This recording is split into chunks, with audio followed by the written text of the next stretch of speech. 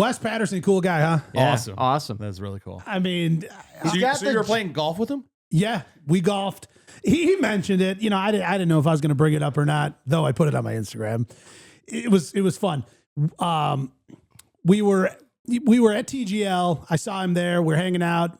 After we're leaving, I texted him. I was like, "Hey, you golfing anywhere tomorrow?"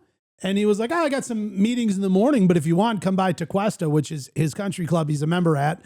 Around 11, we'll go out and play, hit some balls, and we'll go play." I'm like, "Cool." We go warm up, hit some balls. He's like, "Hey, let's hop in. They got a spot for us. We can jump in before these next foursomes go." And as we're pulling around to the first tee, he goes, "Hey, I think Grant's going to join us on the back nine." And I'm like, "Okay." And he goes, "Do you know Grant Horvat?" And A little bit. I mean, I was like, Just a little bit. of course, as always, when I end up in these kind of cool circles, I try to play it cool. I'm like, "Oh yeah, I mean, we've never met, but I'm aware of him." He's like, "Oh, cool. Well, you'll definitely know him after today because he's golfing with us." I'm like, oh, "No way." That's awesome. Yeah. I literally just watched Grant. Are we live right now? Oh yeah, we're live. Oh, okay. So I just watched him play with Phil in the Dalys. Yeah. What a great, just Phil chipping in from the sand, the first hole, the second hole, and then John showing up 15 minutes late. Here's what I'll tell you. The perception that Grant puts off is this just really nice, sweetheart guy. You're saying he's not? He is. Oh. He so is. Like, I mean, we weren't filming. There were no cameras. There was nothing. Like, he even I actually was scrolling this morning and he posted a little video that he was sick for like the last few days. He doesn't know if he had the norovirus or whatever. I don't know. But he said that he was down for the count. And this is the first time he came back and played golf in like 5 days. He goes, "I haven't touched a club in 5 days." He goes, "This is the longest since I was a kid, since I've swung a club." And so again, there was just nothing. He was just like out playing around. And he was the freaking nicest dude on the planet. Just like totally cool. And like, there's like that one thing where people are nice, but there's another thing where people are like asking you questions. He's like, "So what do you do, Dan?" Whatever. And the great thing was, Wes was like, "Oh, he's got Dan's Golf World." And he's like, "Wait, Dan's Golf World?" He's like, "Wait, I think I know that." And here's me, I've got like a hat on and sunglasses and whatever. And he was like, wait, what? Why do I know that? And I was like, "Oh, I do like a lot of the split screen videos, the storytelling. I did the salty balls." He goes, "Yep." Yeah. "Oh, yeah. Yep." He goes, "Dude, that's great, man." And whatever. He gave me a nice compliment. Whatever. But just like a freaking nice dude all the way around. We had fun.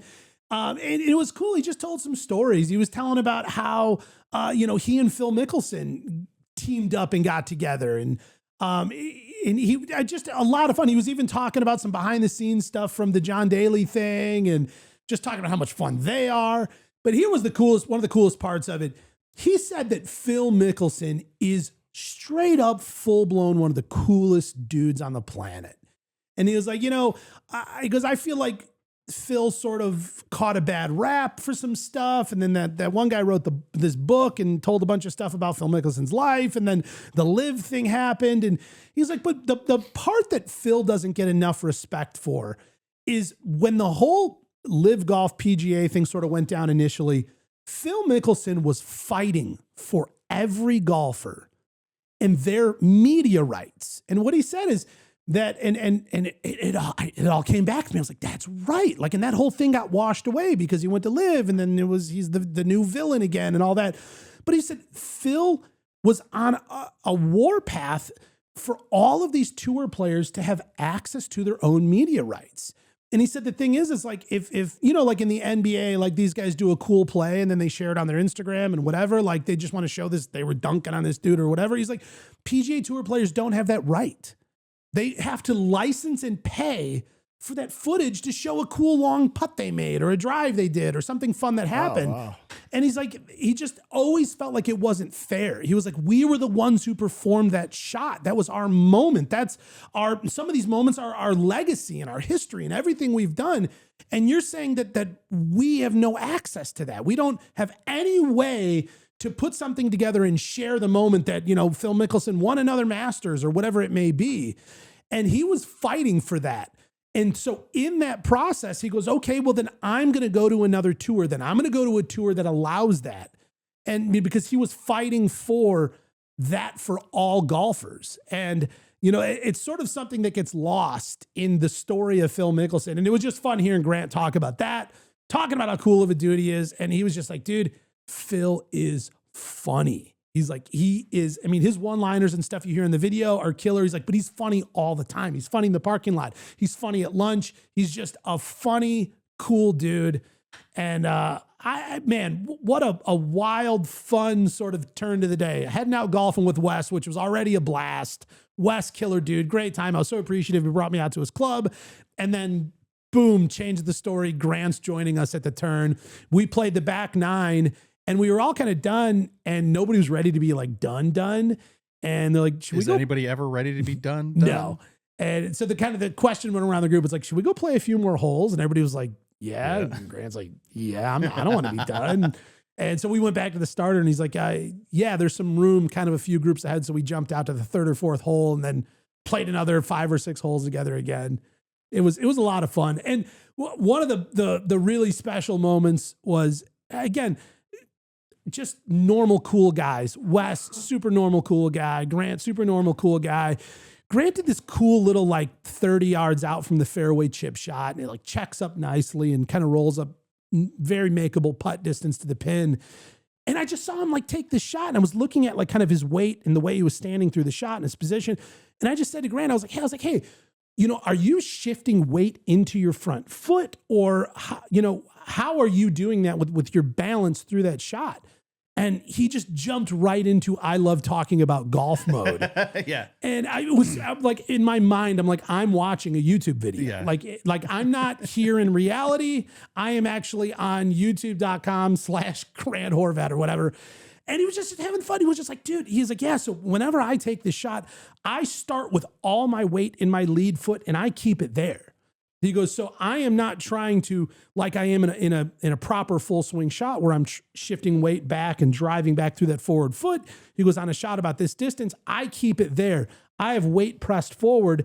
And as I take it, I add a little more weight. He goes, but I never come off that front foot. And I'm just like, this is the coolest shit on the planet. Like, I'm not even like, I heard everything you said, but also like, I didn't hear anything you said because I'm like staring at your wonderful long hair that comes out of the back of your hat and like the whole thing. So when you describe that, I wonder how many viewers put their weight on their front foot and then kind of like did the swing like I did in my chair sitting right here. It's like, wait, front foot weight? Okay. Yeah. And then the little swing, you know? It's like on TV when somebody holds their breath to go underwater. You're like, yes. Just like, why am I holding my breath? I'm watching this same thing. Yeah. It's like, you can't help it. Were you able to check this out?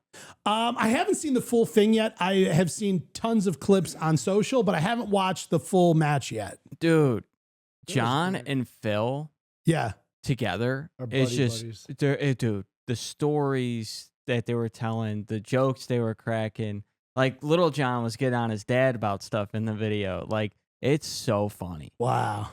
The one clip I did see was them strolling up like 30 minutes late. He's like, we had traffic, had to return a rental car. It's just been a day, whatever. And they just go right to the first tee. And there was something like where they're like, you know, clearly John doesn't need a warm up. He's like rips a heater and just steps up and just pounds his drive. Like hardly even like one waggle. Well, that was the best because like he asked where to hit and then he's lighting up a heater as they're pointing. So he's like this. So he's not paying attention to him. So Grant's like this. And then little John's like laughing at Grant and walks out of camera. And Grant was like, that's the tone. And Phil's like, that's the tone. Since I've been cooped up in this studio and even before when I was wandering through the grounds of the Great Augusta National, I have always wanted to do one thing. Find my dad. Oh. I know what you're thinking. He probably got abducted like I was. That might be the case, but I think I found him. John Daly is my father. I mean, look at the resemblance. We look identical. Oh, my God. Dan, you have to let me meet him. I want to go home to my dad. Wow. You know what? I never put that together, but now that you mention that, Gizmo, I can't unsee it.